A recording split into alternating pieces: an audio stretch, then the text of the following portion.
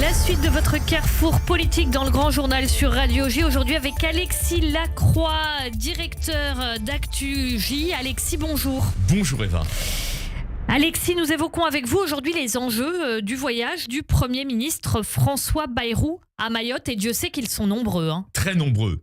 Une situation d'urgence, pas la peine d'y revenir. Ce cyclone d'une intensité paroxystique qui a dévasté l'île, ravagé ses infrastructures, mais aussi tué probablement plusieurs centaines de personnes. On ne connaît pas le bilan exact. D'ailleurs, lorsqu'il était sur place, le ministre de l'Intérieur reconduit, Bruno Retailleau, ne s'était pas prononcé sur les chiffres. Mais en revanche, effectivement, il y a la volonté de la part de François Bayrou et de son gouvernement très resserré autour de quelques personnalités, le numéro 1, le numéro 2, le numéro 3, de mobiliser la nation, de créer une mobilisation de la nation autour du sort de Mayotte, qui est un département ultra-périphérique, ultramarin et ultra-périphérique, aujourd'hui en danger, et les enjeux sont très nombreux, on va les évoquer dans un instant. Oui, justement, Alexis, les enjeux sont très importants, d'autant plus que, effectivement, il y a quelque chose qui a choqué, c'est quand Emmanuel Macron était sur place, que des gens étaient en colère.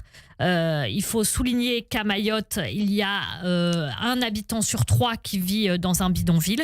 Donc les habitants étaient en colère et on se souvient tous de cet épisode où il a dit « Si vous n'étiez pas un département français, vous seriez encore plus, pardon pour le gros mot, mais c'est le mot qu'il a employé, dans la merde ». Est-ce que la réaction qu'on voit là, c'est-à-dire les ministres envoyés en quelque sorte en cavalerie, c'est pour rattraper cet épisode-là ? Alors oui, vous avez raison. C'est-à-dire qu'effectivement, le président de la République, avec son tempérament de feu, parfois s'emporte d'une façon excessive par rapport aux situations qui supposent de rester, comment vous dire, le plus de marbre possible face à la colère. Et cette colère, par ailleurs, il faut la comprendre, elle est justifiée. Une grande partie de la population de Mayotte, vous l'avez rappelé, vit en dessous du seuil de pauvreté. Et après... Dans des logements où il n'y a pas d'eau, pas d'électricité, et après etc. un cataclysme climatique comme celui qui a déferlé sur ce département français, le 101e département français, il est normal qu'un certain nombre d'habitants expriment leur exaspération, leur impatience et leur colère, même, j'allais dire, de la manière la plus directe, à portée de baffe, comme on dit, vous savez, en politique, à l'endroit du premier magistrat. Et donc, effectivement, son rôle, c'est plutôt d'y répondre, de faire comprendre que la France fait tout ce qu'il faut pour sauver les populations et reconstruire l'île, mais de ne pas s'énerver, ça c'est sûr. Alors, maintenant, passons au fond, si vous voulez. Il y a une visée que, d'ailleurs, dans le son, le jingle de notre émission, et c'est rappelé, François Bayrou le dit. Il l'a dit d'ailleurs dès son discours d'investiture, vous vous en souvenez, que plus aucun arpent du territoire ne soit délaissé, ne soit abandonné par la puissance publique. Le voyage qui implique donc Elisabeth Borne, numéro 2 du gouvernement, mais aussi Manuel Valls, le ministre en charge d'État, en charge des Outre-mer, qui est le numéro 3 du gouvernement, avec d'autres personnalités. Ce voyage a pour but justement de reconquérir ces arpents perdus, non pas ces territoires perdus, mais ces arpents oubliés du territoire français, et notamment bien sûr cet arpent ultramarin aujourd'hui en souffrance. Quel est l'enjeu ? On peut le résumer. Il y a 2 choses. Il y a la reconstruction. Dans l'immédiat, il faut une loi spéciale. C'est la raison pour laquelle, d'ailleurs, après dimanche et lundi, Manuel Valls projette de rester quelques jours de plus afin de mettre en place cette loi spéciale pour la reconstruction de l'île. Vous l'avez dit, il y a beaucoup de bidonvilles. Quelle est la volonté de Manuel Valls ? C'est de reconstruire en dur, de manière plus durable, un certain nombre d'habitations, même pour les plus modestes, sur l'île mahoraise qui compte à peu près 325 000 habitants. Première chose. Et deuxième enjeu, je vous laisse m'interroger après, le deuxième enjeu, c'est au-delà de Mayotte, enfin par-delà Mayotte, montrer que le volontarisme de l'action publique en France n'a pas dit son dernier mot. Vous savez, on a vécu une trentaine d'années au cours desquelles beaucoup de compatriotes dans tous les territoires, à Paris, en province, dans les territoires ultramarins, avaient le sentiment que l'État ne pouvait plus rien. Ils disaient, mais finalement, les hommes politiques, ils ne peuvent plus rien pour nous.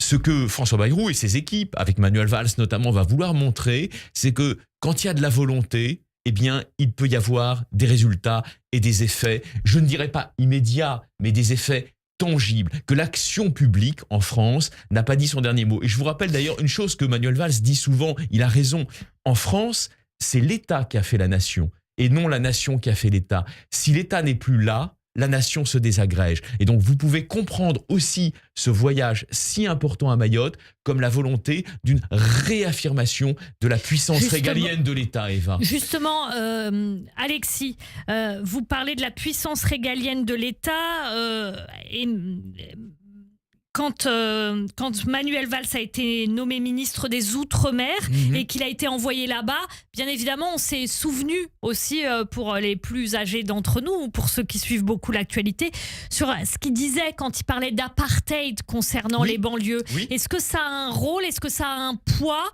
dans sa mission aujourd'hui? Est-ce que ça compte? Votre question est excellente. Le mot qu'il avait prononcé à l'époque, il avait parlé, je crois, d'un apartheid territorial et social. Il a été mal compris.